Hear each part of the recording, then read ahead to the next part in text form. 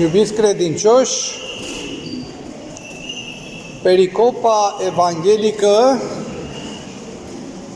înseamnă un fragment din Sfânta Evanghelie care știți că se citește la Sfânta Liturghie duminica și sunt și liturghii din timpul săptămânii la mari praznice sau la mari sfinți. Și noi spunem pericopa, este un fragment ales de Sfinții Părinți cu o anumită însemnătate, deși știți că integral, 100%, tot ce este în Sfânta Scriptură și în Sfânta Evanghelie are o însemnătate, dar sunt puse din anumite rațiuni aceste fragmente, iar în duminica aceasta, duminica a treia după Rusalii, ați citit în calendarele bisericești, spune despre grijile vieții.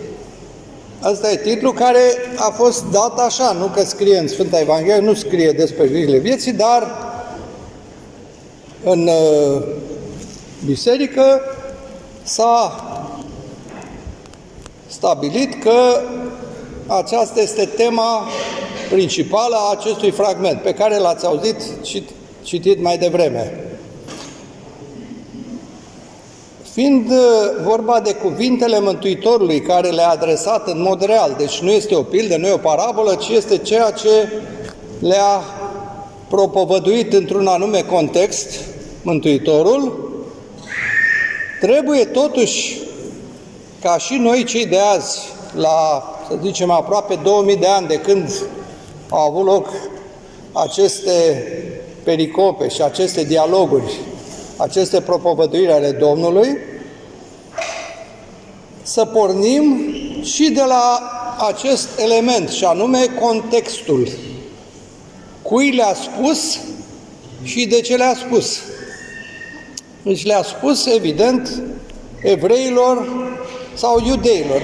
Putem să le spunem iudei, pentru că așa și spuneau ei, iudei, care îl ascultau în diverse împrejurări. Și nu numai sfinții ucenici, să le spunem, mai târziu apostoli, și știți că nu vorbim numai de cei 12, mai erau și 70, un cerc și mai larg, nu chiar așa de strâns ca cei 12 apostoli, mai erau și 70. Dar lume, așa cum dumneavoastră ascultați acum ce spunem noi în biserică, așa veneau și diversi oameni, toți felul de oameni, care ascultau aceste cuvinte. Deci oameni normali, obișnuiți. Când spun oameni normali, obișnuiți, poate să fie din tot felul de categorii sociale. De oameni din straturile, să zicem, superioare, oameni de rând. Oameni învățați, culți, oameni semi-analfabeți, că analfabeți nu existau în Iudeea, toată lumea știa carte, dar oameni foarte simpli. Oameni inteligenți, oameni rudimentari mental. Deci ce să spunem? Tot felul de meserii, și la această audiență le-a rostit cuvintele pe care s-au consemnat în Sfânta Evanghelie și le-ați auzit dumneavoastră. A început cu ochiul și pe urmă a continuat cu nu puteți sluji la doi stăpâni și pe urmă vin chiar grijile vieții. Deci sunt mai multe teme. Acum, în ceea ce privește nu puteți sluji la doi stăpâni, este un lucru de bun simț. În momentul în care ai două subordonări, la modul general vorbind, fie că în aceeași instituție, fie că ai două instituții diferite, două paliere diferite, acum eu pe cine să-l ascult și cui mă supun, pentru că ăștia au diverse orientări, diverse viziuni. Gândiți-vă cum aș avea eu, de exemplu, ca preot, am un episcop care mi-e superior. Hai să zic, s-a nimerit pentru că sunt în București că este prea fericitul patriarh, dar nu din cauza asta, că noi nu patriarhului ne supunem, ci faptului că este episcopul nostru. Putea să fie în altă parte un simplu episcop și acela este superiorul meu, dacă eram în altă eparhie. Acum s-a potrivit să fie prea fericitul. Și aș putea eu să mă supun la 2 episcopi deodată? Chiar dacă sunt ortodoxi. Amândoi din Biserica Ortodoxă Română, dar 2. Păi unul acolo, unul acolo, eu pe care să-l ascult? Zice, nu se poate și nici nu se întâmplă. Dar dacă este cineva din biserică și cineva al statului, acolo știți foarte bine că noi suntem obligați să ascultăm și de mai mari civili și de mai mari bisericești. Noi, ăștia cu sutana, dumneavoastră, nu aveți această obligație pe care o avem noi clericii, de a te supune ierarhiei bisericești și administrației bisericești, și doar aveți rânduiala unui mirean și ascultați de preot. Deci nu e valabil. Dar gândiți-vă în cazul nostru. E o situație specială în care noi trebuie să ascultăm de 2 stăpâni și problema noastră s-ar putea să fie gravă când cei 2 stăpâni se contrazic și spun lucruri diferite care se bat cap în cap. Cum se și întâmplă. S-a întâmplat, se întâmplă, se va întâmpla mereu. Și atunci, în psihologia modernă, a zis că e disonanță cognitivă. Ai 2 autorități. Ce te faci? Acest lucru, iubiți credincioși, face parte din viață și o avem din copilărie. Poate că la școală ne spune una și acasă spune alta, cum era pe timpuri, spuneau ăia la școală că omul se trage din maimuță și bunica acasă spunea, de cap, arzi iar focul. Nu, nicio maimuță, l-a făcut Dumnezeu. Și eu, copilașul, nepotul, păi, mai e sau ca tovarășa? Cine să fie? Deci plecam așa. Asta ce vă spun nu este un caz ciudat. Așa a fost.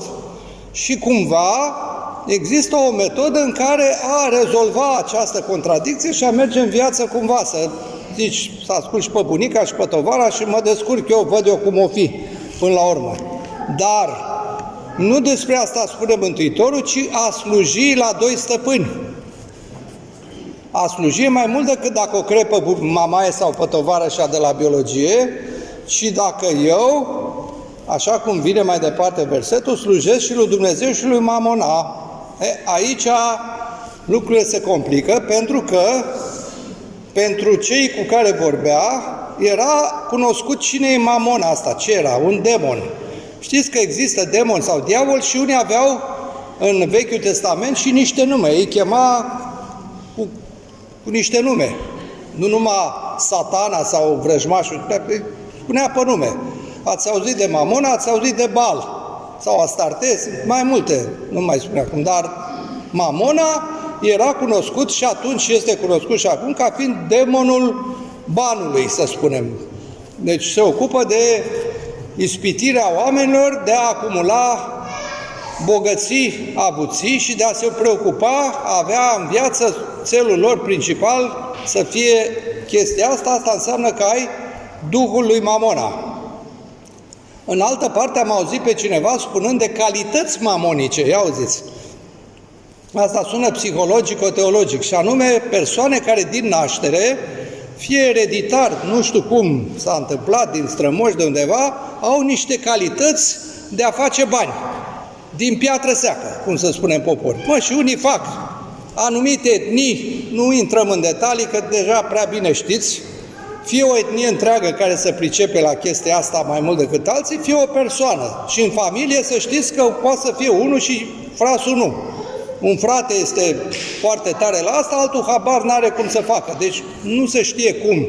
Sunt calitățile astea. Și așa s-a născut. Nu la ăștia se referea Domnul, care au vocația asta și poate că ajung bancheri. Se ocupă, au și meseria sau comerț, fac comerț sau bancheri. Deci nu este vorba să dispară bancherii și negustorii, că nu se poate trăi fără așa ceva. Dar oamenii care nu sunt bancheri și negustori, nu sunt capitaliști, oamenii normali, trebuie să aibă preocupările acestea pentru bani limitate la un fel de, nu strictul necesar, că pe lumea asta nu trăiești numai ca să mănânci, să bei și să te îmbraci, că asta este necesar, și să ai un acoperiș asupra capului. Nu să trăiești așa. Sunt și alte lucruri care cer bani, și o excursie, și un teatru, și mai multe lucruri care și alea trebuie să ai bani și pentru ele. Și bineînțeles că mesajul bisericii și al Domnului nu este, Domnule, să te limitezi strict la ce... Știți că a spus mai departe că să nu vă îngrijiți ce veți bea, ce veți mânca și ce veți îmbrăca și a dat exemplu cu păsările. Da? Dacă noi am luat așa în gust la minte, înseamnă că trebuie să ne limităm, să nu avem nicio grijă decât să punem ceva pe noi, să punem ceva pe masă și să facem foc în casă. Credeți că ăsta era mesajul? Nici o clipă. Să trăiești aproape animalic, deci numai să viețuiești. Nu! Ci mesajul era să nu te îngrijești peste măsură, adică să ai în vedere nu numai faptul că tu trebuie să te zbați pentru pâinea asta cea de toate zilele, și la rugăciune spune pâinea cea de toate zilele dă-ne-o nouă astăzi, la Tatăl nostru, să vă gândiți că nu era doar chiar pâinea. Pâinea cea de toate zilele înseamnă și hrana, și ceapa, și usturoiul, și vinul, unde lemnul, tot pâinea cea de toate zilele și mai departe cele trebuicioase existenței. Vă dați seama că lucrurile sunt simbolice. Ori, evreii de atunci sau iudeii de atunci aveau preocupările astea mamonice excesive și atunci se trezeau că slujeau mai mult lui Mamona decât lui Dumnezeu. Adică, în mod clar, se adresa unora care aveau boala asta în masă. Nu erau numai 2-3. Și nu numai cei bogați. Și ăia de rând, tot așa, se preocupau. Un om care este sărac nu se preocupă să ajungă Elon Musk sau Bill Gates, că nu e așa absurd, dar zice, bă, să am mai mult, să mă pricopsesc. Deci vrea și el să-și depășească nivelul material și tot acolo ajunge, fără să fie milionar și miliardar. Dar îl preocupă acumularea de averi, în urmă începe să facă lucruri ilegale, pentru că prin muncă cinstită știe toată lumea că nu se poate nimeni îmbogăți și să depășească nivelul printr-o muncă intelectuală sau fizică. Dacă vrei să sari asta, trebuie să faci fel de infracțiuni. Și mergi pe filozofia că hoțul de prins e negustor cinstit, că asta știe toată lumea. Și asta e o chestie generală, acum îi lăsăm pe iudeii de atunci, ajungem la românii de azi, sau la englezii de azi, sau la spaniolii de azi, rușii, cine vreți dumneavoastră. Nu este o boală a iudeilor, este o boală generală și de-aia cuvintele Mântuitorului ni se potrivesc și nouă foarte bine. Chit că nu avem talente mamonice, noi românii, n-am fost niciodată niște mari făcători de bani. Ăsta e adevărul. Ne-a dat Dumnezeu bogății naturale, țara este mult mai bogată decât Israelul, de 10 ori, sub aspectul resurselor naturale și asta. Nu comparăm, nu avem termen de comparație, să noi ca oameni n-am știut să scoatem bani din piatră seacă, nu ne-a dus capul, nu știu ce, ne-am mulțumit cu ce aveam. Deci nu asta vrea să spună, ci faptul că în decursul istoriei începem și noi să căpătăm aceste trăsături, mai ales acum după 90, când s-au deschis porțile și legal poți să faci avere, că pe vremea noastră, cei mai bătrâni, pe vremea socialismului, nici să fi vrut n-aveai cum să faci. Chiar dacă aveai calități mamonice, la ce-ți foloseau? Că te lua imediat, știți, controlul financiar, mă, dar de unde ai? Cum ai făcut? Pentru că așa era organizat sistemul în care tu nu te puteai îmbogăți, nu puteai să ai valută, nu puteai să ai aur, să confisca aurul, să confisca valuta, mai făceai și pușcărie, deci trebuia să te mulțumești, să mai ai și tu o mașină, o Dacia și să mergi la restaurant și nu știu ce puteai să faci atunci. Acum se poate. Acum e voie și vedeți cum s-a schimbat mentalitatea. Iarăși, cel care vă vorbește este preot, da? Și un reprezentant al preoțimii și al clerului. Și toată lumea știți ce ne reproșează? Că suntem puși pe bani și lucrurile astea apar și scandaluri și cunoașteți și cazuri de astea și este un reproș făcut de la cei mai mari până la ultimul popă din sat sau așa. Ori fie ele doar de la diavol aceste reproșuri sau sunt doar făcute de dușmanii bisericii. Noi spunem, nu e adevărat, noi preoții nu ne interesează banii, nu știu ce. Păi cum aș putea eu să îndrăznesc să spun așa ceva? Suntem cei mai ispitiți dintre toți, suntem noi preoții. Ca noi slujim lui Dumnezeu, că asta ne este meseria, asta e slujba mea. Eu sunt făcut să slujesc lui Dumnezeu. Toate slujbele mele, toate rugăciunile, că fac o sfeștanie, totul este lui Dumnezeu. Și atunci ispita vine pe mine că acolo se dă lupta. Cel mai înaintat eșalon din omenire este preoțimea, legătura cu Dumnezeu. Și atunci vrăjmașul dă lupta exact acolo unde. Și suntem extrem de ispitiți de Mamona. Și fiind extrem de ispitiți, tare mulți dintre noi cădem în ispita asta. Și care nu cădem, ne luptăm. Și există excepții care nici măcar nu avem aceste preocupări și aceste ispite.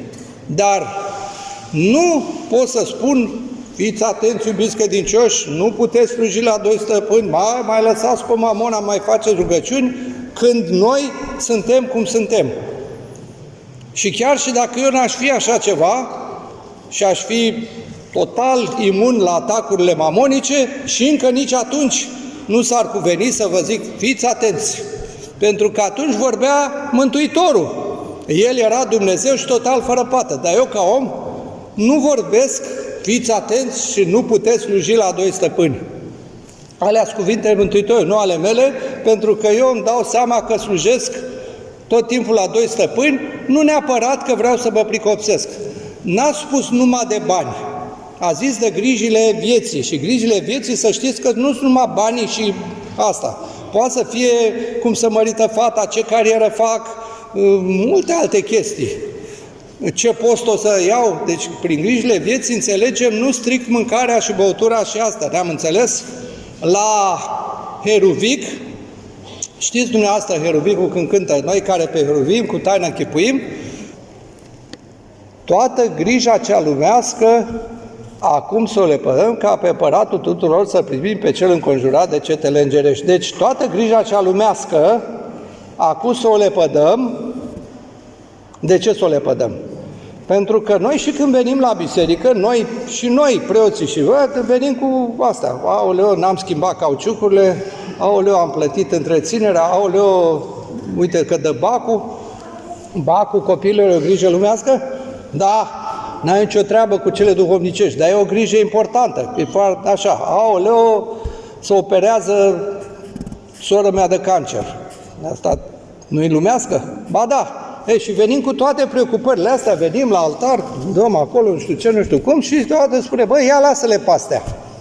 Ia lasă-le pe astea acum, tu părinte, tu diacone, tu la strană, tu de acolo, din asta, lasă bacul, lasă cancerul, lasă nu știu ce, măcar câteva clipe și minute, ca să-L întâmpinăm pe Împăratul tuturor, pe cel înconjurat în chip nevăzut de cetele îngerești.